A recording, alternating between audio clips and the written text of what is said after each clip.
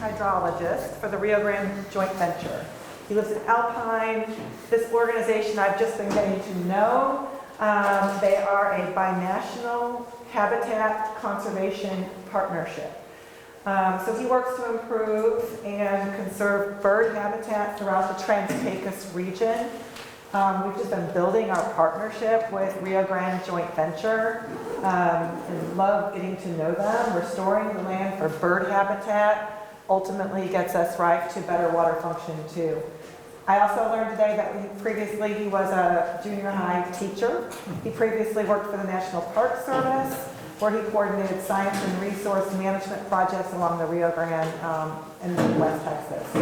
So your infantry today just focuses on stream and upland restoration and the importance of regional groundwater resources that support wildlife habitats. And he's a new friend. So, Jeff, thank you for being here. Thank you. Okay. Sure.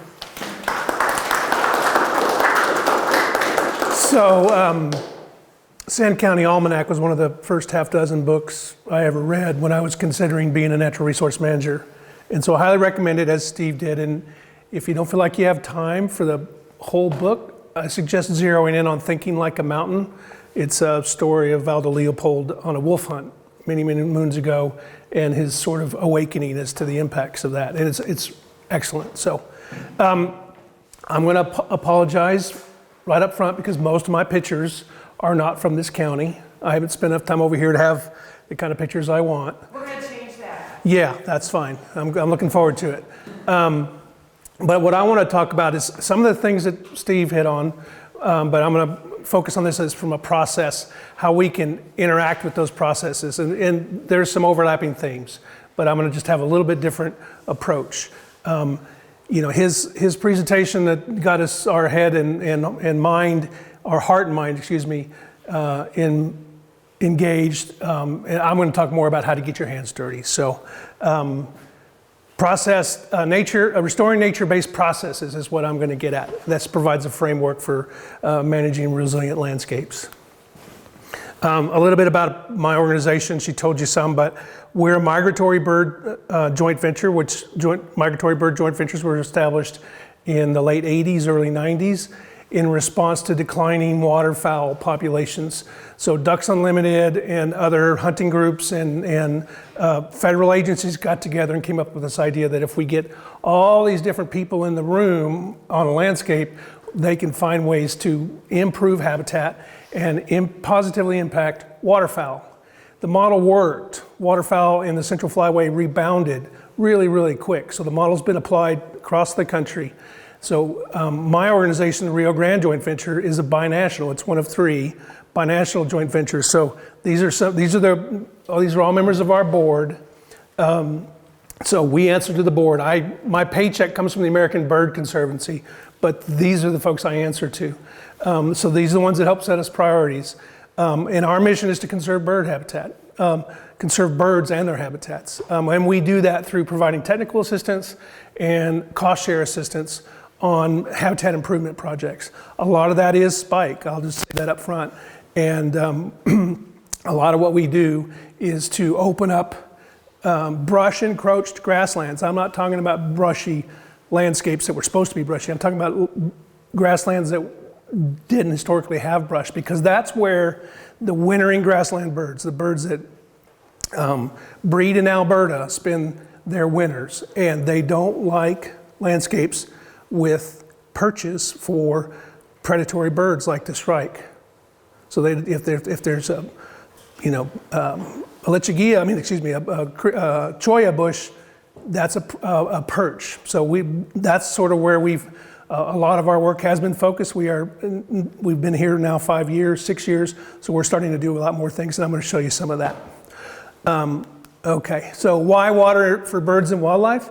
Why is a hydrologist working on habitat conservation? 70% of all avian species depend upon riparian habitats. All birds, 70% of them. 40% of all birds in the Southwest are riparian obligates. That means they have to be. That's where they spend their time. Amphibians depend upon these areas. The riparian corridors basically it's those are the ways that birds get from one place to the other, is through riparian corridors. And so the future of wildlife is tied to the health of those streams and the riparian habitats. And unfortunately, there's less than 20%, and I've actually read a couple reports, it's more like less than 10% left of that in the West. So we're down to nothing. All right, so when I said earlier about talking about processes, what we're going to talk about is how to get involved with the hydrologic cycle. Everybody knows it doesn't rain much in the desert, but let's look at that a little closer. So there's some new climate averages that came out. I think these are actually 3 years old. 7 stations in the Trans-Pecos. Dryden showed a temperature increase in the averages, that 30-year average, and a loss of 5.5 inches of annual rainfall. The temperature at Fort Stockton stayed relatively same, but lost 2 inches in annual precipitation. So same story all the way down. It's getting warmer and it's raining less. You know, this year at my house, I got about 12 inches of rain, which is the same as last year when we had probably 6 or 7 weeks of green up. This year we had 2 weeks of green up. Same amount of rain, less green up. It all came in August, but it was just much warmer. So not a lot we can do about precipitation, so we'll move on. Here is some processes in the hydrologic cycle that Steve talked about a little bit about. This is called interception. When rain hits a plant of some kind, that plant intercepts the rain before it hits the soil. Through fall is when the water gently falls out of that plant and hits the ground. And then infiltration and evaporation, and we'll talk a little bit more about this. This graph gets at the concept Steve was talking about earlier. From left to right, we've got decreasing vegetative cover, okay? So tall plants with almost 100% cover, canopy cover, shorter plants with lots of open spaces, more like the nubbed plants that he talked about with more open spaces and more bare ground. So as we go this direction, we get more erosion, 0 kilograms per hectare here, all the way over to 6,000 kilograms per hectare. That's about, gosh darn it, I think it's about 6,000 pounds per acre if we convert it. Surface runoff, 0% because it all soaks in. It's all a water catchment to 75% runoff. The missing thing here is soil type. It's worse in fine-grained soils. So as a ranch manager friend of mine took this picture, this gets at Steve's point earlier about this is a landscape that's shedding water and this is a landscape that's catching water. So you think about the decisions you've made about a landscape, you are deciding how much water you're holding on to. So much of the Trans-Pecos has been overgrazed or heavily grazed that this is the condition of most of it, or quite a bit of it anyways. This is in Big Bend National Park. I took this picture in 2003, I believe. And we were beginning on a restoration project in the Tornillo Flats region, the northern portion of Big Bend National Park. This is a picture of that site, and you can see how the plants are oriented in these bands. This is called banded vegetation.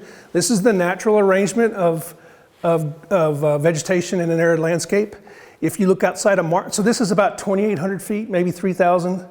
If you look outside of Marfa at almost 5,000 feet, it's the same. You see banded vegetation.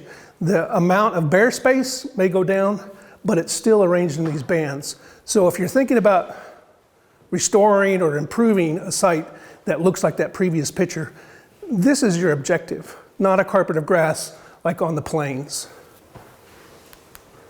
So this is a site that we worked on in 2004. You can see what it looked like before. You can just imagine these not being here. It all looked like this. All this ground looked like that. It was dominated by a physical crust. There was no biological crust. The soil was dead. And we put these treatments out in July. So what we did here is we disked the ground lightly. We broke up the physical crust with a disc behind a UTV. We then put out seed with some tackifier, which is a polymer that helps stick it, glue it in place so the ants don't take it away. We then covered it with an erosion control blanket and then covered it with brush. Originally, the brush was to hold it in place, the erosion control blanket. But then we realized there were some more added benefits, and I'll show you in just a minute what those were. But from July 20th to October 8th, we had 4 inches of rain. And we went from seed to flowers. I don't know if you can tell, but those are flowers. So these plants are making new seed on 4 inches of rain. So here's what the added benefits. And it gets to what Dennis was talking about earlier, the importance of shade. The average temperature out here is 132 degrees that day. I know I've measured it more than 150 sometimes, but on that day it was 132 degrees. Moisture was at 40%. Right up close, the temperature was 123 degrees, so it was cooler up close to this. And then underneath it was 105. So this brush shaded the ground and held moisture there longer. And I think the beauty of this is it shows that erosion control blanket is not enough. You've got to have the brush. You've got to have real shade because the sun is baking that as much as it's baking the soil next to it. So I'm going to move on and talk a little bit more about sort of infiltration and underground our aquifers. Christy asked me to talk about this specifically, so I'm going to spend just a little bit of time here. You can see here we've got this impervious lens. That means some sort of clay layer that keeps the water from sinking on through. So it pools there, so that's a little, what we call a perched aquifer. We've got the regional water table or the local water table. And the infiltration mostly occurs in these lower areas. In West Texas, the evaporative demand is so high that rain falling on a grassland is not likely to make it to the aquifer. It's all going to get evaporated off. You've got to get runoff and then water into the streams or on rocky outcrops. All right, so here is, this is a figure I put together 25 years ago with some USGS data, some data from Jack Sharp, that's these blue lines, and then some work that we did down near the park.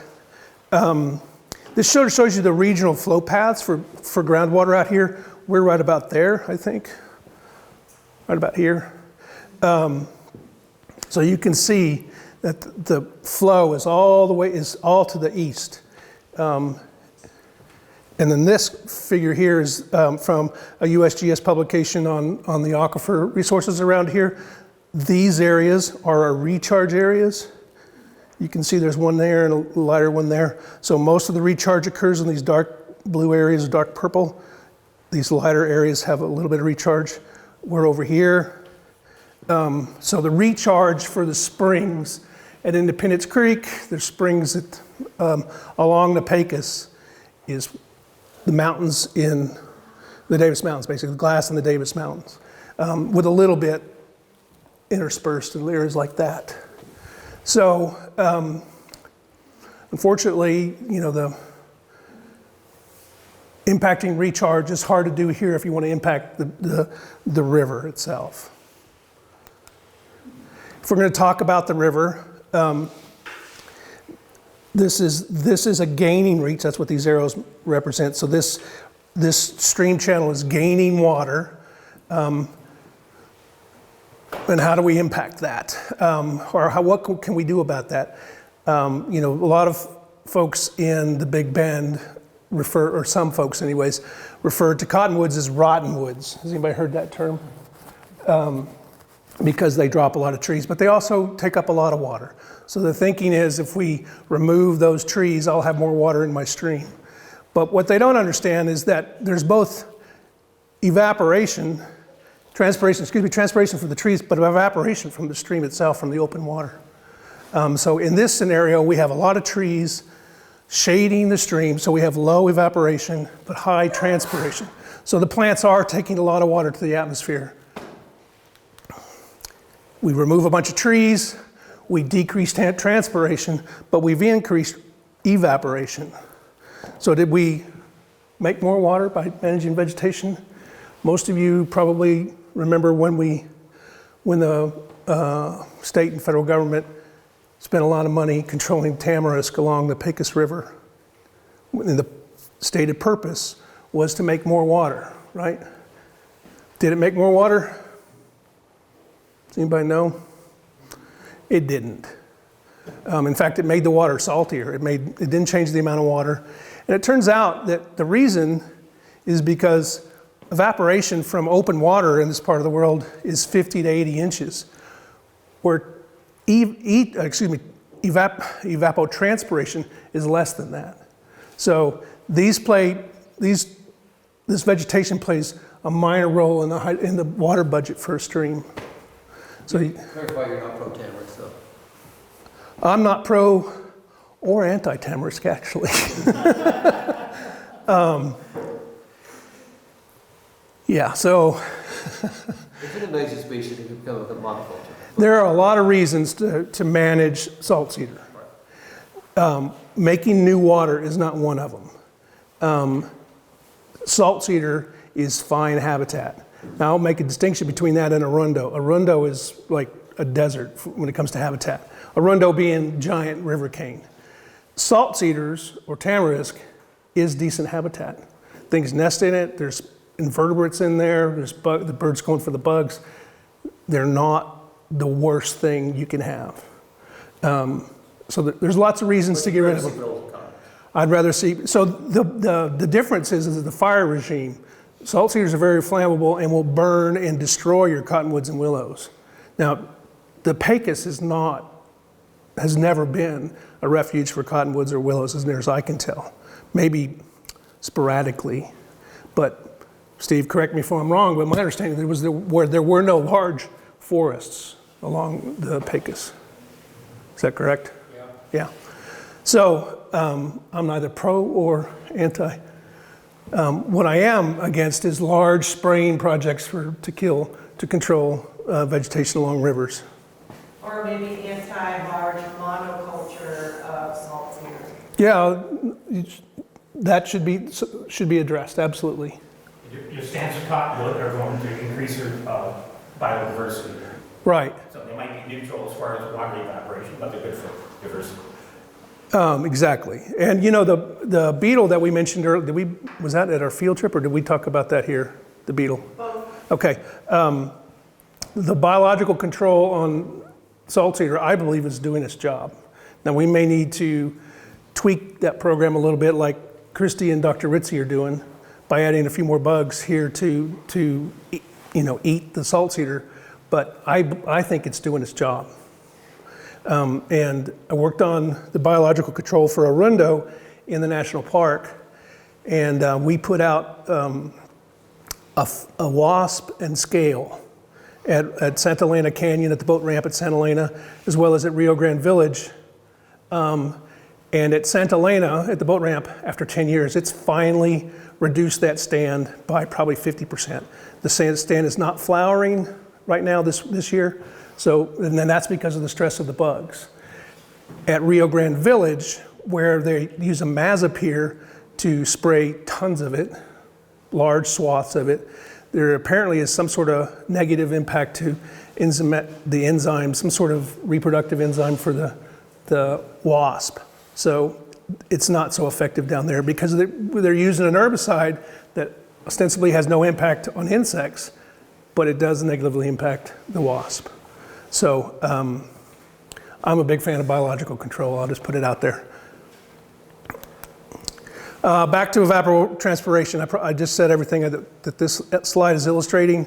Basically, we've got 80 inches of, let's see, which one is this? Yeah, 80 inches of evaporation in the area that we're standing in, and you have to go all the way out here to find 80 inches of evapotranspiration. All right, a little bit about historical accounts of of what these landscapes look like. And I'm going to focus mainly on streams in the Big Bend because I don't have the pictures yet for the Pecos. But the G4 Ranch ran from the Lower Terlingua Creek up to where the O2 is now, basically 80 miles. Yeah, about 80 miles. And one of the ranch managers said he could park 1,000 head of cattle in the shade at Terlingua Creek, and was a bold running, at Terlingua Creek and Rough Run, so at one little confluence. And Terlingua Creek was a bold running stream, studded with cottonwood tipper, and was alive with beaver. However, heavy grazing pressure in the 1800s, there was less vegetative cover on the uplands. And then combine that with logging of the streams, removed all the vegetation from the stream that slowed the flows and allowed for infiltration into the floodplains. Meant that when that increased runoff that we saw from our slides earlier did reach the stream, it just stripped the gravels out and led to incision, stream incision. So I'll show you a picture of that here. This is Rough Run. It's Stewardship Butte. I don't know how many of y'all have been there, but this is looking north from the store. So this is in 1970, more or less, because this is a late 60s Pontiac, and that's a 69 something or other. And then 50 years later, they had to put a bridge across it. It's about 20 feet deep. They're crossing in the 70s? That's just a normal flow. I don't know how to call it a flood. That's just a normal monsoon. That's a low water crossing? That's a low water crossing it went from a low water crossing in 1970 to a bridge with 18, 20 feet of stream incision below it. That's in my lifetime. Most of the streams in the West have experienced this kind of down cutting. Then there's gullying. I don't know what to do with gullies. We're struggling with this right now. We're putting out rock dams to catch sediment. We put this out with a group of high school students and gained about 6 inches uphill in one monsoon season. This is the same. We built this with some high school students, and it filled up in 2 years. This is being done all over the West. I've been to the Altar Valley in south of Tucson, and they're on their 3rd round. They build these, they get filled up, and they build them again. And so what they're trying to do is put water back up on the floodplain.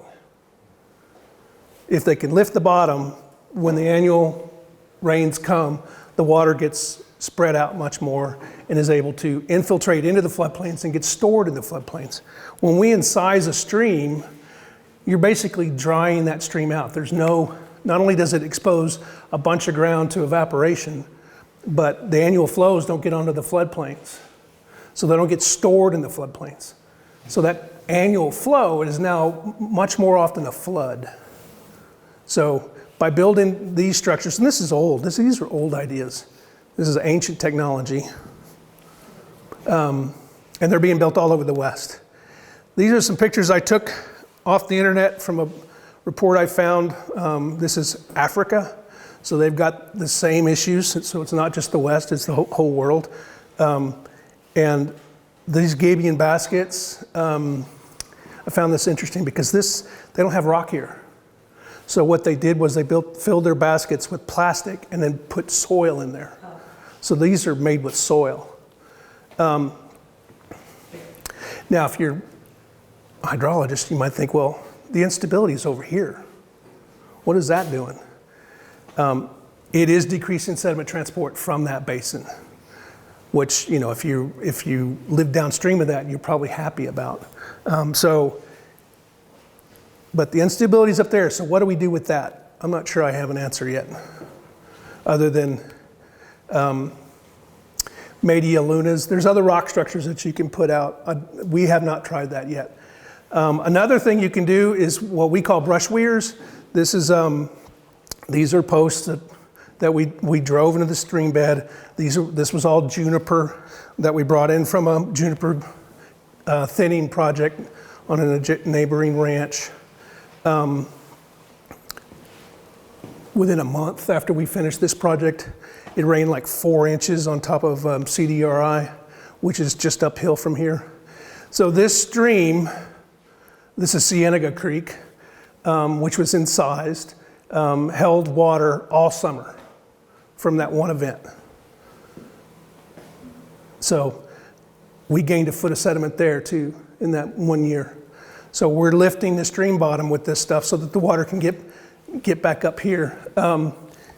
Cienega Creek, if you look at the satellite photos, there are old oxbows that I feel like 100 years ago, this really was a cienega. There was no continuous channel. It was a bunch of disconnected channels, slow-moving marsh, basically.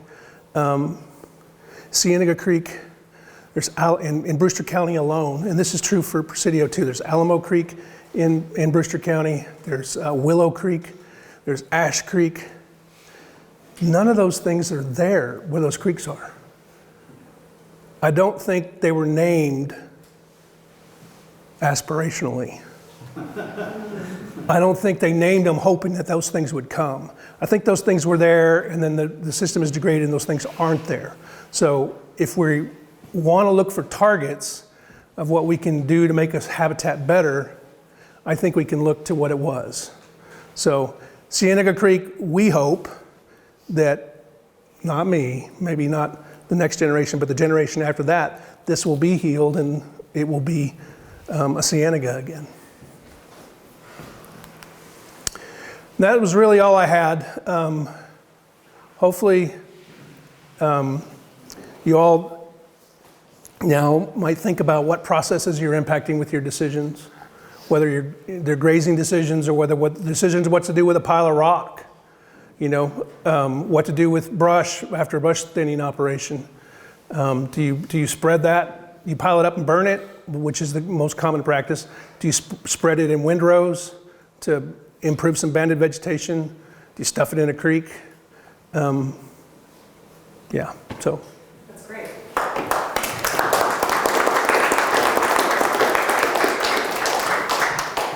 I think that's such a great follow-up to Steve's slide of don't pray for rain unless you know what to do. That's a great quote. When it comes, which is a great slide, and then Jeff kind of giving these tools of what you can do to be prepared for when it does rain. I want to open up for questions, but I was really excited about this and motivated by the slide showing the differences in Terlingua and also this historic account of that Big Bend area. But I think we are starting to, we do know more stories about the Pecos River, and we could probably put some information together like that for up here. Like we know Horsehead Crossing, right, was roaring there. We know from the Half of Texas, there was like so much cattle grazing on the grasslands up here. So we do know some of that history, and a lot of what you were showing us in that kind of Big Bend region we can bring up here. Yeah, so do we have any questions for Jeff or any more? Yes. Why don't we start with Billy and then go to Jeff? How do you scale up branch mulching? How do you scale so up Branch mulch, branch mulch? that's one of the most effective things you can do to grow grass. It just works time and time and time and time again. So we're Scale it up. working with a landowner who's gonna, Colin's really the most person working with the landowner, but they're gonna grub a bunch of mesquite and juniper. And so what's the normal response? What do you do after you grub? You normally run through it with a rake and push it into a pile and burn it. So I say just either leave it or run it through with a rake and put it in hedgerows or windrows, whatever you want to call it, on the contour. That's a whole lot easier than some of the other things we do in scaling up rock dams, for instance. The challenge, and I think Colin could talk more about this, but when I put seed out in Big Bend National Park, I used a hydromulcher. I was able to get funding, write a grant proposal, and spend 12 grand on a piece of equipment that sprayed the seed out with a commercial mulch and a tackifier. That glued it in place so the ants couldn't take it away. Because I wasn't going to irrigate, I was going to wait for the rain.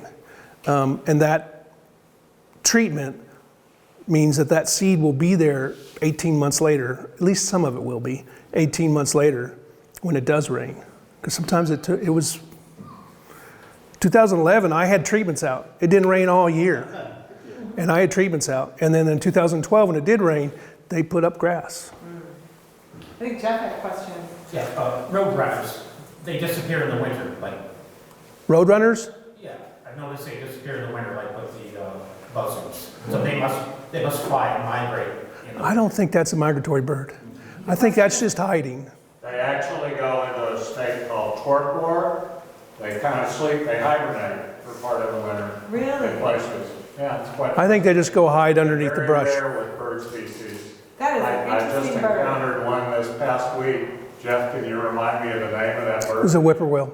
Whippoorwills do it, but I don't think, whippoorwills, spotted K is another bird that does it. They're all goat sucker birds, but I didn't know that roadrunners. You know, the roadrunners might move from one end of the county to the other, from high elevation in their local landscape to low elevation or something like that. And jackrabbits do that. Yeah, but I don't think they like get on the wing and fly to Central America. The whippoorwills are. They can't are fly night- that far, huh? Yeah. The whippoorwills are night birds. Like I ran one over on the highway. Yeah. I thought it was a bat. They took it home. It took me a year to figure out what it was. Yeah, they like to hang out on the road. Yeah. You know, they like bare ground.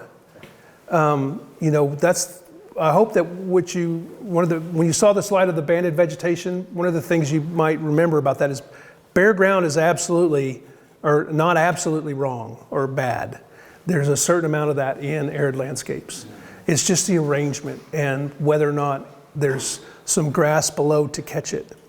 If you walk through slowly, the banded vegetation as Steve suggested, you'll notice that on the uphill side, there'll be a little bit of old dead grass pushed up against that. And you get to the downhill side of that and it's real thin and it's breaking apart and there's a little bare ground. Those actually move uphill. So it's the arrangement of that bare ground and the arrangement of that vegetation. The bare ground acts as a catchment for that. Right, yeah, that's like the rain catchment. It takes this water landing on this much ground, if you think about water flowing this way, to grow this much grass.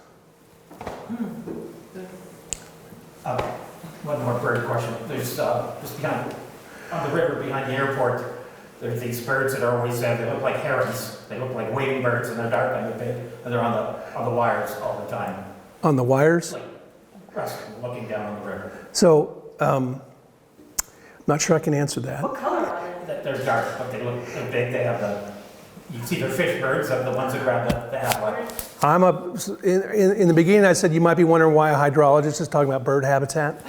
I can talk about bird habitat pretty well. I don't always know I don't know that I can answer that question about what bird that was.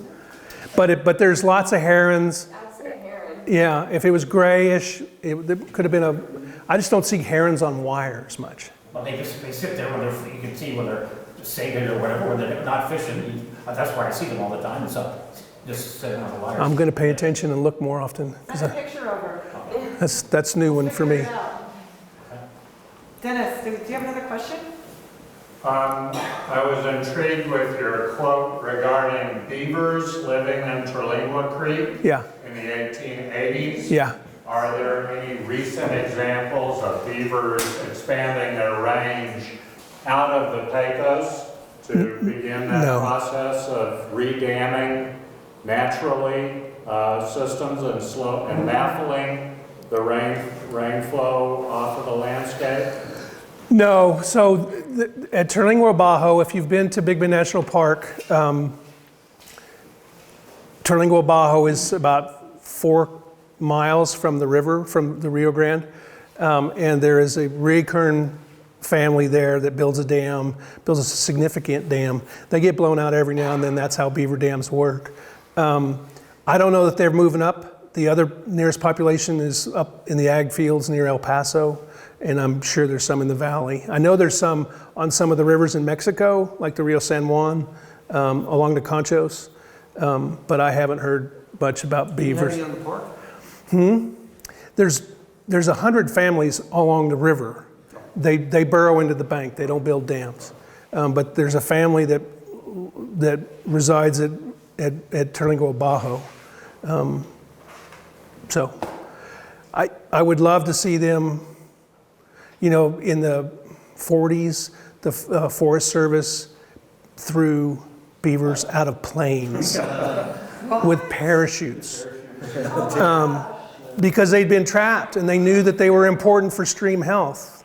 There's a paper out there. If you want to read some of the scientific literature, there's a paper out there by Brian Kleur and somebody else that talks about zero-stage streams. Steve knows about the stream classification system. They're contesting that zero-stage streams were the dominant stream stage prior to the Europeans getting here, that most of the streams here had beavers in them. Most of them were slow-moving, and they didn't have a solid channel up and down the watershed, that there were significant populations of beavers. So the Forest Service was dropping them into the mountains in Idaho, trying to get them to build beaver dams again and hold the water because the forests were drying up and burning. Yeah, not really. Did the beavers survive? Some of them did, yeah. So they had parachutes on them, but they don't have thumbs. They can't take the parachute off. What's happening now is that throughout the Intermountain West, people are building those brush weirs. They call them beaver dam analogs. That's another term for them.